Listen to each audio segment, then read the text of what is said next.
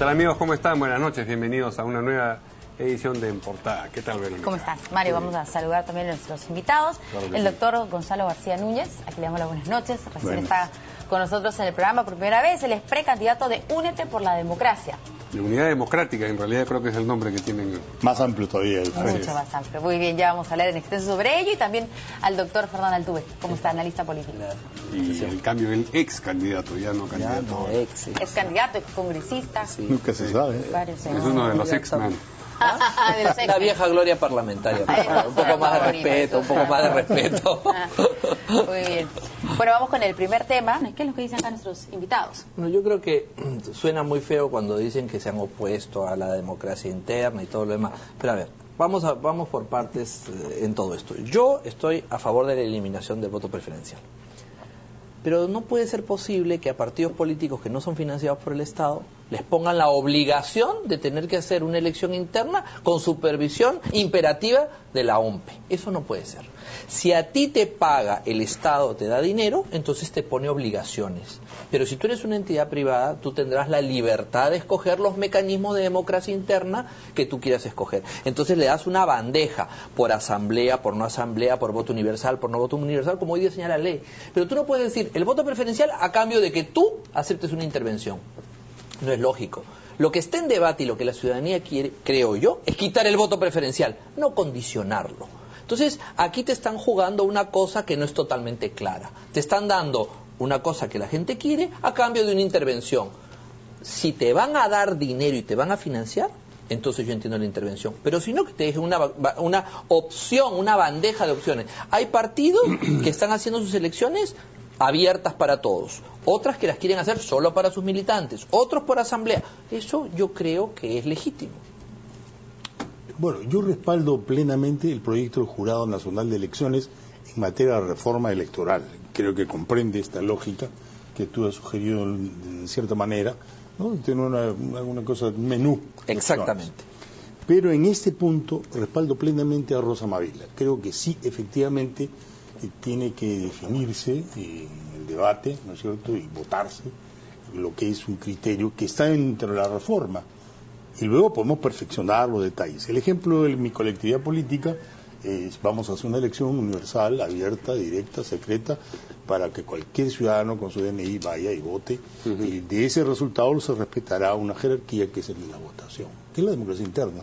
Entonces, la práctica objetiva es, en los hechos, estamos favoreciendo una democratización interna, pero si hay algún inconveniente, también admitimos que hay una asamblea de delegados, como dice pues la norma, que convalide, legitime este resultado. Igual la piensa Frente Amplio, porque ha hecho una consulta electoral fuera, digamos, de las normas. Los plazos, sobre todo. Los plazos, ¿no es cierto? Pero esa consulta potente la va a llevar a su asamblea, creo, en un congreso el 5 de diciembre, y ahí verá ese y otros puntos, como la alianza de todas las fuerzas orgánicas de la izquierda, que van a ir juntas después de muchos años a la lista electoral. ¿A ustedes les parece efectivamente que se está introduciendo, inmiscuyendo, en realidad creo que sería el gerundio adecuado en este caso, en el debate político? Bueno, yo creo que el Jurado Nacional de Elecciones ha tenido mucho interés en que hasta antes del vencimiento de los plazos legales se pueda realizar una reforma del sistema político electoral seria. El punto es que los parlamentarios, independientemente de quién sean todos los grupos políticos, se han convertido en autores de una autopsia legal. Porque eso es decir, tomamos el 95% de la ley. Claro, tú tomas el 95% del cuerpo, pues si le cortas la cabeza se acabó todo. O sea, no tiene sentido. Quitas un solo artículo que tiene coordinación con todo lo demás y destruiste el proyecto. Entonces, esas son argumentaciones realmente burdas, que no tienen sustento desde un punto de vista de una práctica y un mecanismo legal. O tú haces una reforma y debates una reforma en tiempo apropiado, con técnicos apropiados y con políticos que estén preparados en un espacio serio, o llegar a último minuto a hacer todo esto, hacer el amago de que si tomo algo del jurado o no tomo el jurado. Primero el señor dijo que lo pechaban, ahora lo pone en el asador. Eso es una cosa penosa. Y en el fondo demuestra lo que es el Parlamento que tenemos. Un Parlamento que cuando se trata de sus intereses propios, se rebelan hasta frente a sus propios jefes. Que es la verdad. Entonces son los reyes de la sobonería cuando van a sacar algo, pero cuando van a tocar uno de sus privilegios, intereses y conveniencias, no, nos enfrentamos hasta el jefe de nuestro partido y agradezcan también que es democracia. No, está arreglado también, o sea, que un líder, ¿no es cierto?, durante un meeting, una conferencia de prensa, diga, sí, estamos a favor de esta eliminación del voto preferencial, pero también saben que cómo van a hacer en el Congreso de la República, que son pero finalmente los que deciden. Pero hay un punto que es importante recordar.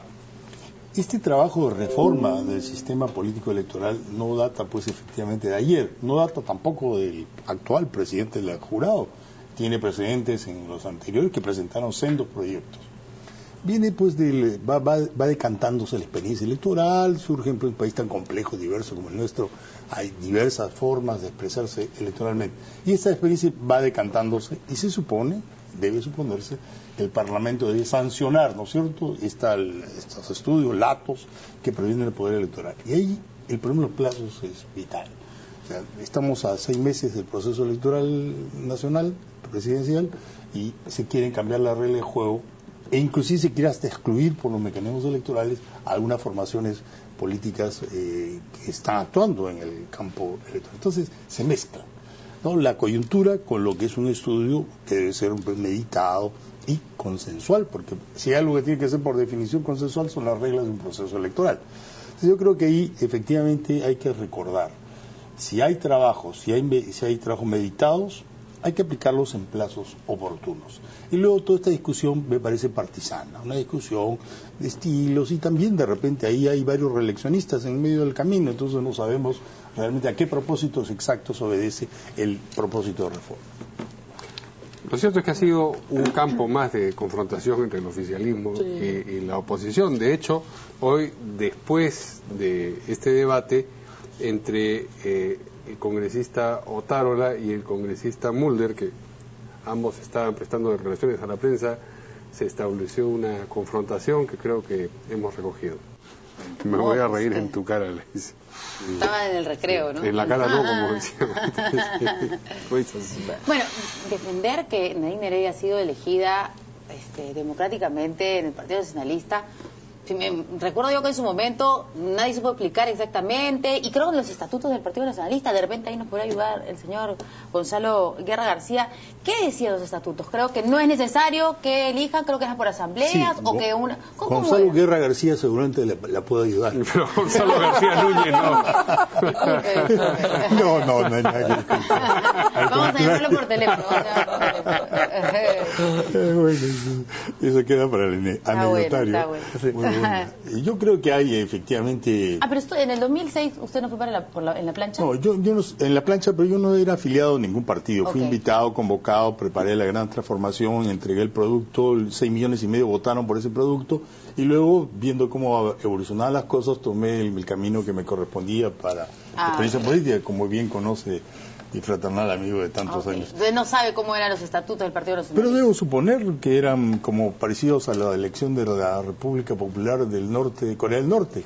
Parecida a la elección de Alan también. Nosotros se unge a uno y se elige más o menos plebiscitariamente.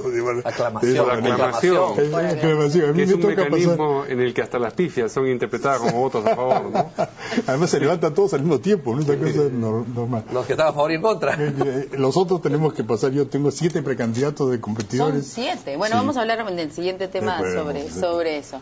Bueno, claro. ¿Qué dice acá el señor Altuve, no? Sí, Fernando Altuve. Creo que estamos seguros. ¿Igual la pregunta? No, porque sobre esto, pues dime si diretes entre el partido aprista, entre representantes del aprismo, del nacionalismo, que hay en la anécdota, creo, ¿no? Bueno, o sea, ya es la cereza de un conjunto de roces que tienen permanentemente y está. El punto es que están jugando con la opinión pública, saben perfectamente que no van a hacer ninguna modificación, que no hay tiempo, están tratando de decir, hemos tratado de hacer la reforma, y él tiene la culpa de que él no quiso, y el otro no quiso. Entonces cuando le tiran la pelota a ellos, no los dejaremos pechar. Ahora tenemos el 95% de los jurados y ellos no quieren. Es una cosa sinceramente infantil, o sea, no es un parlamento digno del Perú, es una cosa infantil, de kindergarten. Los niños de kindergarten lo hacen mejor.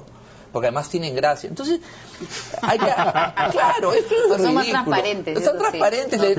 Pero es el elenco estable, ¿no? Es el elenco estable y probablemente, como tú has dicho, reeleccionista. Entonces... ya, bueno, es lo que hay. Pero tienen 12% de aprobación ciudadana, ¿no? O sea, no tienen aprobación. Sí, pero al final de cuentas, lo que los partidos le van a proponer al Perú, en términos generales, la gran mayoría, en las próximas elecciones, va a ser pues un poco más de lo mismo. O más de lo mismo, y puede que hasta peor. Pero con esas reglas aguanta el país, porque ya son 20 años en la Pero misma es regla. que lamentablemente... esto se debió hacer en los 2 primeros años. Ojalá que en la próxima elección, dentro de los 2 primeros años, haya un debate lo suficientemente serio, que no termine en el Parlamento, que incluya a personas de las universidades, que puedan debatir los proyectos de los organismos técnicos, y a los 2 años digan, bueno, cuando tenemos la legitimidad todavía, pues vamos a plantear estas reglas. ¿Pero tendrán legitimidad alguna vez? Porque con 12%... Pues... Pero en los primeros años siempre tienen... La legitimidad 15, la da el 16. voto, no la encuesta. Pues, ¿no? Entonces... Claro, pero entonces de esa manera cierto, comienzan, y claro, si hay algún error, se va ajustando durante los 3 años que quedan. La legalidad... No, y la legitimidad también. No sé. Si ha ido la gente a votar...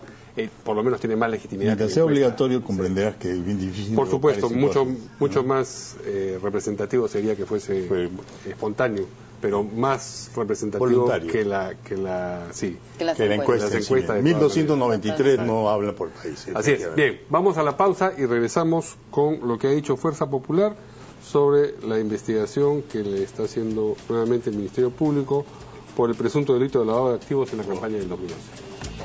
Si eso sucede. ¿Qué impresión tienen ustedes de esta renovada investigación? ¿Tiene asidero? A ver, o número uno, tiene... la estructura legal, nuevamente, del sistema de partidos, algo mal debe de tener para que no haya la posibilidad de que haya una transparencia en tiempo oportuno, es decir, 24 meses después de la elección, para saber quién lo hizo bien, quién lo hizo mal y cuál es la sanción que corresponde para cada partido.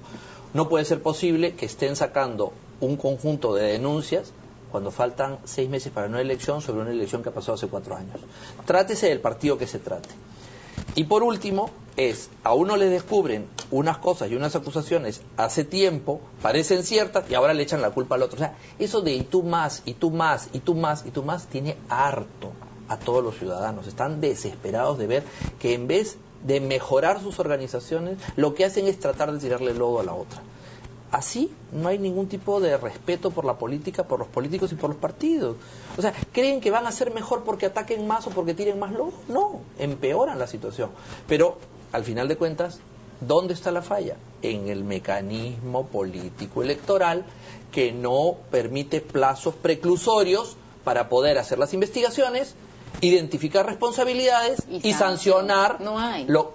Entonces todo termina en el Ministerio Público. Sí, claro. Cuando esto, para mí, es de competencia de los órganos electorales, como lógica, para eso están. Pero todo termina en el Ministerio Público con fiscales que no necesariamente están preparados para ese tipo de trabajo. Es una lectura legal y me parece perfectamente atingente al tema. Pero yo creo que hay que mirar las nuevas estructuras del dinero mafioso en el Perú. El caso Orellana, por ejemplo, o el caso Álvarez, o el caso Corima.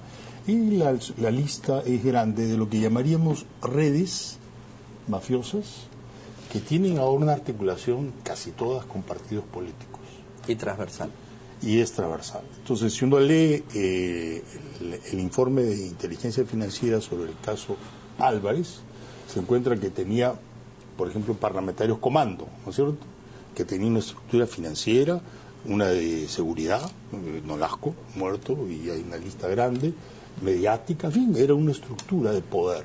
Entonces ahora tenemos que leer también lo político en la clave de estos grupos. Y hay otras, Orellana, la cosa es tremenda, y yo he tenido acceso directo a la información que me permite decir, con todas las pruebas del caso, que hay una lista muy importante de operadores políticos que están vinculados a estos grupos.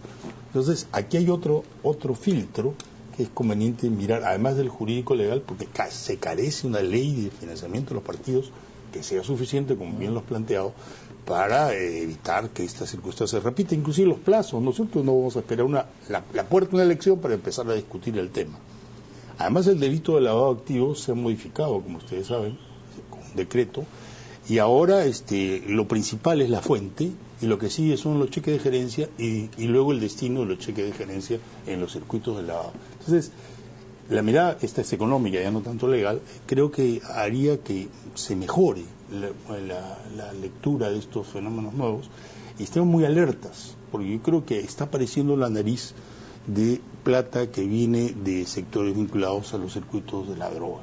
Y esto sí me parece que es un tema que merece todo nuestro análisis. Hace poco escuché, no sé qué radio, a un ciudadano, un abogado, que se deshacía en improperios e insultos, porque parece que un señor Antesana que se había atrevido a insinuar que alguno de los candidatos tenía un financiamiento que no era dentro de las reglas de la OMP, la ONIC y la Jurado. Entonces, aquí hay un tema que me parece sugerente para que todas las fuerzas políticas, eso no es el caso de una, definan claramente una legislación que evite que esa mano negra y esa plata negra se meta a la política, porque en ese momento vamos a estar con experiencias mexicanas o experiencias colombianas u otras que han tenido tanto daño a nuestro país, ¿no? Pero no se nota que no quieren. Bueno, o sea, no se nota que después de todos estos años no quieren ni hacer una modificación. No quieren hacer ninguna modificación, pero quieren seguir con esa plata. Gonzalo lo que está diciendo es una cosa muy importante. O sea, desde el punto de vista económico, la legislación y la praxis de los partidos no se ha preparado para la mutación que está teniendo los mecanismos y las redes de corrupción para asaltar el poder. Antes era mucho más difícil. La política estaba hecha o tenía gente muchísimos años, muy identificada. Ahora estamos en una política mucho más volátil, de gente que aparece y claro, entusiasma, encanta y de pronto te encuentras con que tiene una parte oscura, pero ya cuando es demasiado tarde. Entonces, por ejemplo, en la campaña electoral municipal anterior, el señor Antesana salió y dijo una cosa: tantos candidatos están vinculados al narcotráfico. ¿Cuáles son las pruebas? ¿Quién era el organismo para investigar? ¿Quién tomó medidas? Entonces, ahí hay una situación de alerta positiva. Claro. Pero ojo, la cosa no puede quedar en alerta, porque si queda en alerta sin una consecución, entonces es muy dañino para todos los candidatos porque no saben quién es, y entonces eso cae una sombra sobre gente honesta y gente que no lo es. Y segundo, al final de cuentas parece esto que no tiene una concreción, y vale tanto como decir que hay gente responsable o vinculada como gente honesta y correcta, y nunca se llega al fin. Entonces no hay los mecanismos, no se está preparando, y tampoco los organismos electorales tienen la forma de contable, económicamente y con un mecanismo contralor de identificar si esas acusaciones se materializan con hechos concretos o se descarta, porque también esas personas a lo mejor tienen, por ser emergentes, nuevos, una sospecha y no hay nada real atrás. Lo que yo sí estoy totalmente de acuerdo con Gonzalo es que el asalto al poder desde organizaciones, redes muy porosas, muy permeables, muy mutables hacia el poder cada día es mayor. Y eso, unido con fenómenos como el de sicariato, etcétera, está haciendo que la política sea una actividad mucho más riesgosa, peligrosa y en cierta forma un poco más siniestra. ¿Pero por qué quienes lo permiten? Porque lamentablemente... o sea, porque cuando utiliza la palabra asalto, no sé, de inmediato uno piensa en víctima, ¿no? Pero la víctima somos nosotros, los ciudadanos, los votantes, que somos los que no sabemos realmente. Pero los políticos que sí saben, los políticos que reciben a estos nuevos entusiastas con mucha plata y con ganas de participar, ellos sí saben. Pero algunos, entonces es un asalto a la ciudadanía. A la ciudadanía y a mucha gente correcta en la política que no es consciente y que porque admira a un político, admira a un grupo histórico, a un partido, a una cosa, cree honestamente de que ahí no va a ocurrir o que se va a regenerar internamente, y al final de cuentas los que son los sucios o los turbios dentro de la organización quieren que nada cambie. Ahora, nosotros hemos tenido experiencias, ¿no? Hemos vivido la experiencia del año 2001, a partir sobre todo en el periodo Paniagua, donde se ha identificado claramente, ¿no?, vinculaciones entre la estructura del poder político y estos intereses mafiosos. Lo hemos visto en televisión, además, nosotros recuerdan los videos y estas cosas. quiere decir que tenemos la evidencia.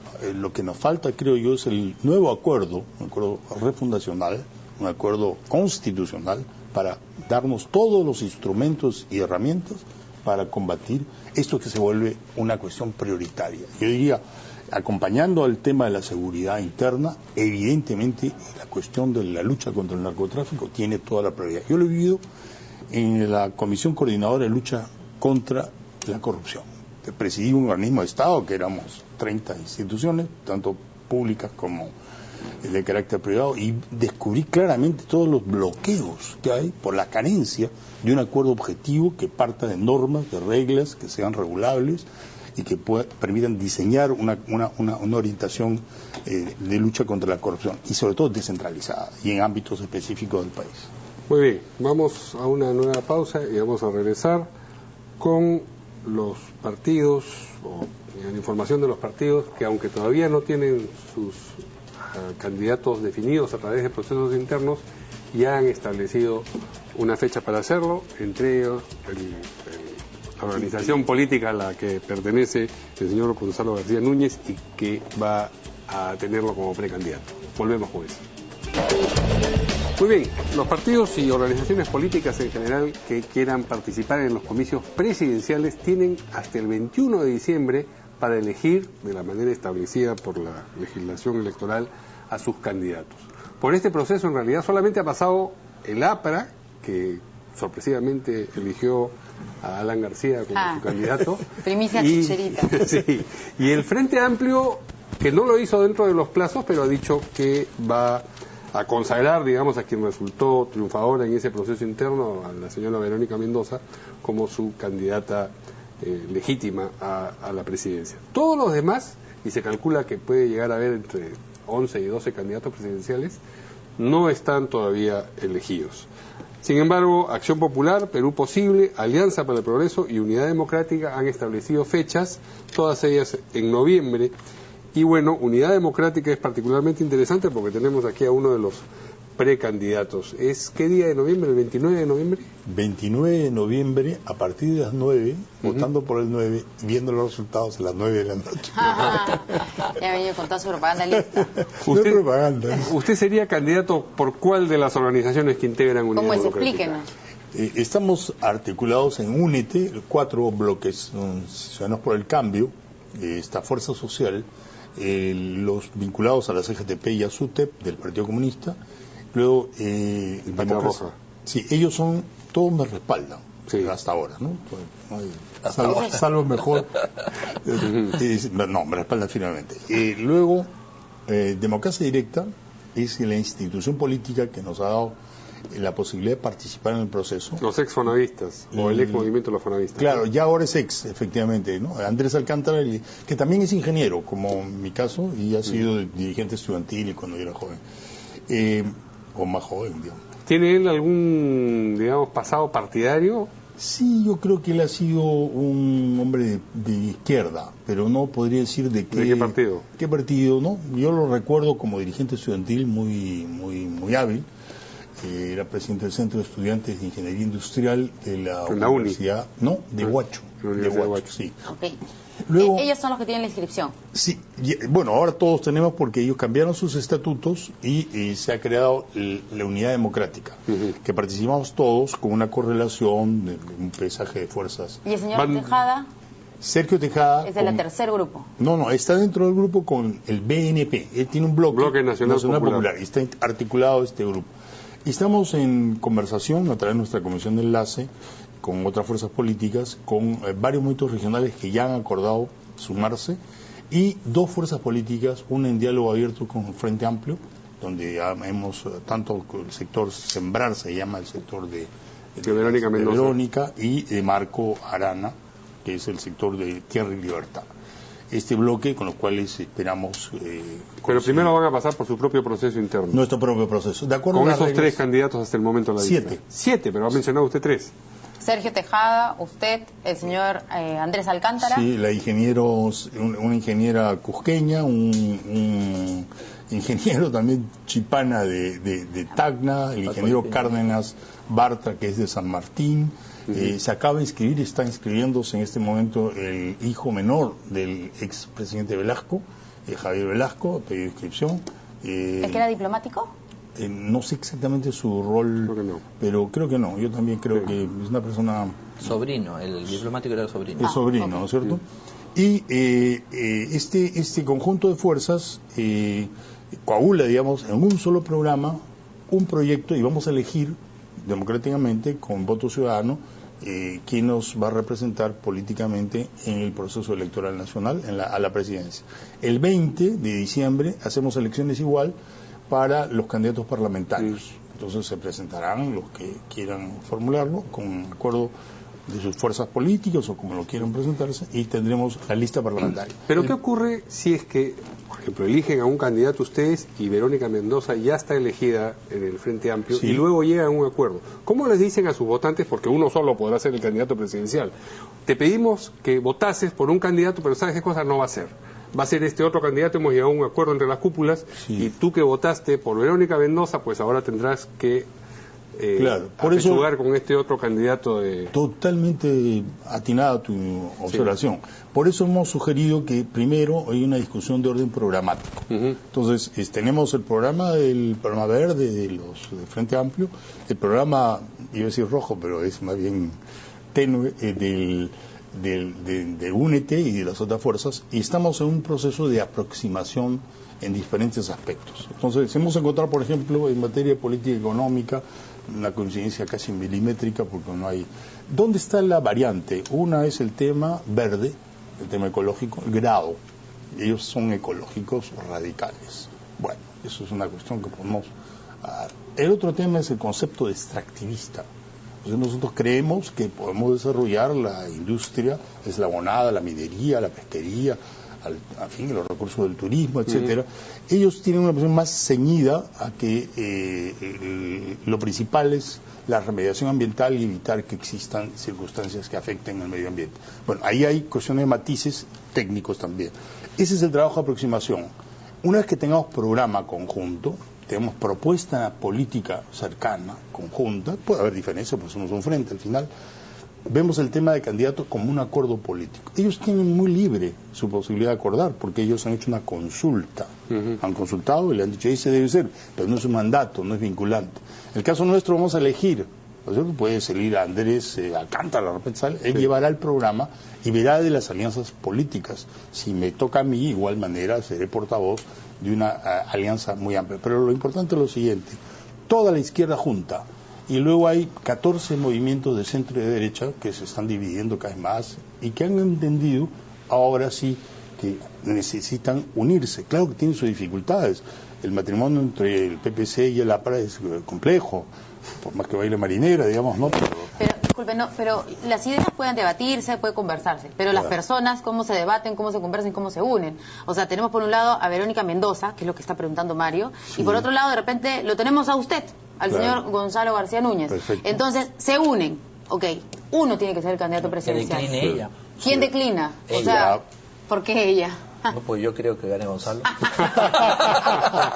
No, a eso se refiere Mario. O sea, hay varios, ¿cómo cierto. hacen? O sea, hay votos que van a ser hechos, van a haber sido hechos en balde, quiero decir. No, porque le han dado una posición importante para que ella negocie. No, pues, pero les han pedido el voto para elegir a un candidato presidencial, no para que le dé una posición. Claro, tendrá ante otra las oportunidad, urnas. pues. Sí. ¿Cómo van a resolver eso? Lo resolveremos políticamente como corresponde y sin de modo alguno debilitar ni traicionar alguno de los elementos programáticos, esto es seguro. Pero hay cuestiones que me parecen útiles tomar en consideración para cómo se diseña una fórmula. Primero, de todas maneras, tiene que haber una mujer en la fórmula. Puede presidir, puede ser vicepresidente, tiene que haber. Primera condición. Segundo, tiene que haber experiencia porque se trata de manejar el Estado. No se trata de salir, no es un concurso de belleza. Entonces se trata de ir a representar a la nación peruana fuera y dentro la política general del gobierno, el 118 de la Constitución. Se trata de enfrentar un clima complejo, porque lo que se viene es una situación económica dura, el niño no sabemos, la circunstancia internacional, algo atisbamos con el problema chino, encontramos delicadas situaciones con países limítrofes, como ya sabemos, entonces requiere un nivel de experiencia y de oficio estatal que creo que es útil señalar. Será parte, de repente, de los requisitos de la negociación política, ¿no es cierto? Requiere además, por supuesto, credenciales, ¿no? Credenciales democráticas impecables, requiere un manejo, obviamente, pues mejor que otros de ciertas variables del poder público. Entonces, esto se tomará en consideración. De modo equilibrado, balanceado, yo tengo una magnífica relación personal tanto con Sergio, tanto con Verónica. Verónica la conozco cuando es muy joven, cuando ella estaba en Francia. Con Sergio y su padre somos amigos de una vida. Entonces hay una magnífica relación personal que facilita lo que ya hemos hecho. Mire, hemos ido aproximando como tejedores del manto de Paracas a todas estas fuerzas y hemos armado un bloque que aparece en la política peruana como una innovación.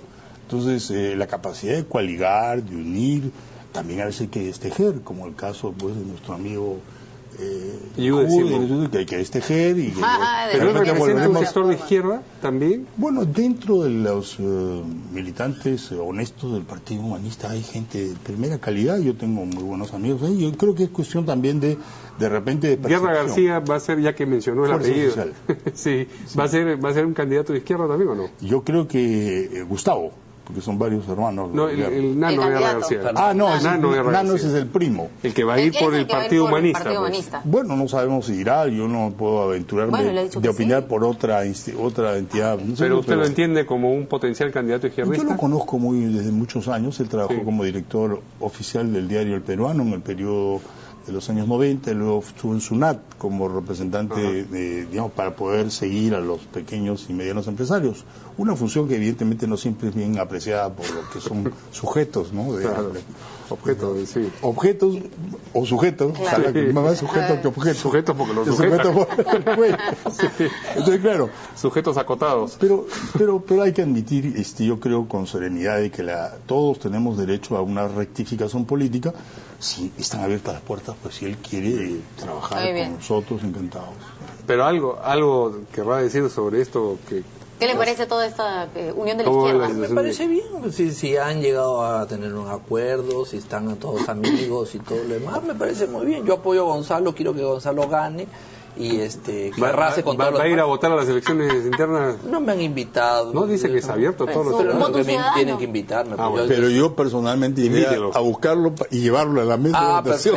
Perfecto. Yo voy a votar por Gonzalo, quiero que Gonzalo gane y que arrase con todos ellos. Muy bien, vamos a una nueva pausa y volvemos con lo que ha dicho la conferencia episcopal sobre las denuncias de abusos sexuales y lo que se debe hacer dentro de la iglesia con ellas.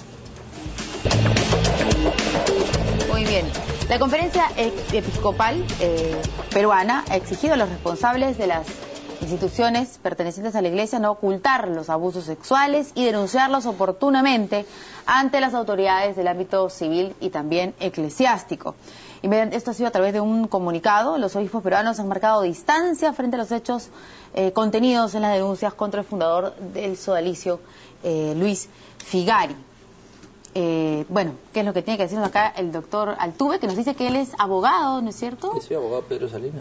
Sí. Ok, pero para otros temas, o también algunos relacionados... No, para esto no, si no lo han denunciado, ni mucho menos, no, sino es a gran amigo y con mucho gusto lo he asesorado y me ha comentado antes de escribir el libro todos los detalles de su investigación y es muy valiente y le tengo un gran aprecio a Pedro.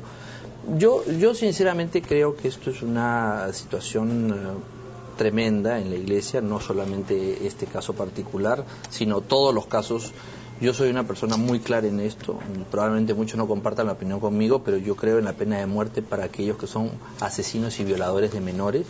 Me apena mucho que en la Iglesia Católica se haya cambiado el criterio y muchos sacerdotes ahora hablen en contra de la pena de muerte, en contra de la doctrina tradicional que está en el catecismo, justamente cuando hay los escándalos con los sacerdotes, ¿no? O sea, antes sí y ahora no. Entonces yo pongo eso como premisa. Yo soy muy drástico y no se puede permitir este tipo de cosas. creo que soy más drástico que la doctrina de tolerancia cero del Papa Benedicto XVI, que el Papa Francisco ha reafirmado. En todo caso, yo creo que se tiene que ser muy transparente en esta organización y en todas las otras que han tenido estos problemas para que la confianza en ella se mantenga. Este caso es muy parecido a un caso de hace 5 años en Alemania, donde la orden jesuita determinó que había 200 casos de niños violados y abusados por 46 sacerdotes jesuitas que ya había prescrito por las fechas, y 46 y 209 casos para ser exactos, ¿no? Y entonces es un caso muy similar. Fue la misma orden la que fue informando, sin hacerlo público, a los organismos internos de la Santa Sede, pero obviamente cuando se conoció reventó. Y también hay que decirlo, en honor a la verdad, que no son los únicos casos, porque en colegios laicos, y en el caso del Perú ha habido un colegio laico como el Colegio Laya, donde se han producido décadas de violaciones de un director. El colegio sigue funcionando y hasta ahora las autoridades fiscales no han identificado dónde se ha fugado el director de ese colegio. Entonces, aquí hay que ser claro, esto es un problema transversal de la Iglesia y de la educación.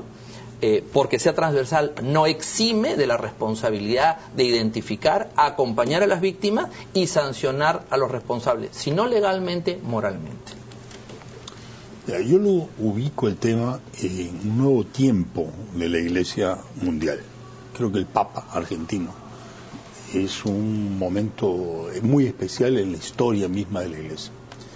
En cuanto a responsabilidades específicas, yo creo que mi colega, el ingeniero Cipriani, que es también obispo, es muy buen jugador de básquet, además en la universidad, muy apreciado por eso, él debería renunciar. Yo creo que él debería entregar su cargo y decir: como cristiano he fallado, acá está mi cargo y asumo mis responsabilidades, vamos a llamarle en términos civiles, política. Mi responsabilidad política es haber dejado que esto ocurra. Y esto es indispensable. Y que se abran las investigaciones, que sean las más intensas posibles. Lo digo con todo aprecio porque el ciego Cipriani, lo digo porque nos conocemos de casi 40 años, yo lo conozco suficientemente como para pensar que él debe haber reflexionado y de repente ha evocado su propia renuncia a su cargo. Lo otro sería más doloroso todavía, es que resultado de la investigación y de la situación hay una decisión a nivel mundial, como es el caso del Vaticano, que lo obligue a ir a un sitio donde él probablemente no ha ido. Entonces, esta es una primera consecuencia. Segundo, yo he leído meditadamente ese libro y quiero señalar el aprecio intelectual y del valor que ha tenido Pedro Salinas al escribir ese texto. Me parece que es un texto... Y la investigación de Paolo Gas. Y por supuesto, claro, no quiero sino simplemente señalar, y creo que esto, como lo has planteado muy bien, es transversal, alcanza responsabilidades no solamente de la catequesis, sino también llega a niveles de la vida civil y cotidiana, y por eso hay que perseguirlo de modo inmisericordia. Pero quiero reiterar, creo que se ha puesto en crisis una institución mundial, y es un cambio de era. ¿Qué estará pasando? ¿Qué contradicciones habrá allá en Roma? Que hoy día mismo, ¿no es cierto?, ha salido un acto de detención, ¿no es cierto?, de 2 altos funcionarios por fuga de información. No, del Opus Dei. Por dinero, eso es por un tema de plata, ¿no? Por un tema de plata, y ha aparecido libros con documentos. Entonces hay una lucha de poderes que nosotros no entendemos bien por la magnitud de este combate, porque es mundial. Y creo que en esa lógica hay que inscribir estas situaciones, porque si no uno se preguntaría ¿por qué esto, que es conocido de tantos años, no se ha denunciado? ¿No es cierto? ¿Por qué es posible ahora poner el problema a disposición de la información mundial? ¿Está de acuerdo con la renuncia de Cipriani? Yo respeto la opinión de Gonzalo, pero no porque, a ver, primero estos hechos, los que se marcan como graves, sin investigación, habrían ocurrido en una época en que el cardenal Cipriani no era el arzobispo de Lima, era el cardenal Vargas Alzamora o el cardenal Landázuri, que yo creo que ellos no tenían ningún tipo de conocimiento de este tipo de cosas. Y como cardenales, además... No, los cardenales no tienen jurisdicción. Por eso, a eso me refiero, porque de repente tampoco no entendemos muy bien cómo es la estructura, ¿no es cierto? La estructura, o sea, el señor Cipriani es arzobispo de Lima. Por eso yo le digo, y el cardenal Vargas Alzamora era arzobispo de Lima y Landázuri también. Según las fechas, esto habría ocurrido durante el periodo de Landázuri, en los años 70. Y yo creo que ellos no tendrían ninguna responsabilidad, ni hubieran participado, ni lo más mínimo en encubrir una cosa. Pero dime, ¿esto se ha prolongado hasta hace...? Por las fechas que yo veo, esto habría ocurrido en esas fechas. ¿No? Los sexuales, porque también hablan de abuso de autoridad, de... El cardenal Cipriani está desde el año 2001. Lo que vamos a San Bartolo... 98, perdón. Al lado, digamos, modesto de la playa, y siempre hemos visto ese local, y siempre ha habido un conjunto de historias alrededor del ejercicio en ese local de diversos actos que eran sospechosos para la mayoría de los vecinos, ¿no? Vamos a llamarlo así, ¿no? Entonces, esa continuidad del tiempo de un eventual delito, bueno, sabemos... Y luego Jorge Bruce ha hecho un artículo, me parece muy interesante, sobre el problema de las sectas. Bueno, no lo he leído. El punto es, el cardenal Cipriani, según lo que yo tengo entendido, es el primero en que informa a Roma como arzobispo de los hechos que se le han venido informando sobre lo que ocurría en organizaciones internas de la Iglesia de este tipo. Y ha sido el cardenal Cipriani, por eso yo creo que su posición en Roma es una posición bastante clara, el que más claramente ha estado señalando un conjunto de cosas que a mí no me corresponde detallar. Si nosotros vamos por la buena fe de las personas que no entienden o no han visto problema, pues en todo caso también diríamos que el arzobispo Bergoglio en Argentina fue quien llevó al Sodalicium como organización peruana a la sede de Buenos Aires. El Papa. Y en todo caso, a quien él encargó la organización es al padre Ferrollaro, que ha sido cuestionado también por el señor Jason Day. Y yo creo que el padre Bergoglio, arzobispo de Buenos Aires, hoy día Francisco Papa, pues de ninguna manera sabía ni estaría metido en eso. Sí. Entonces, estamos en situaciones en las cuales no necesariamente el ser jefe de una jurisdicción implica de un conocimiento. Incluso, ¿no? Es una o sea, no es ni más ni menos. Él es cardinal.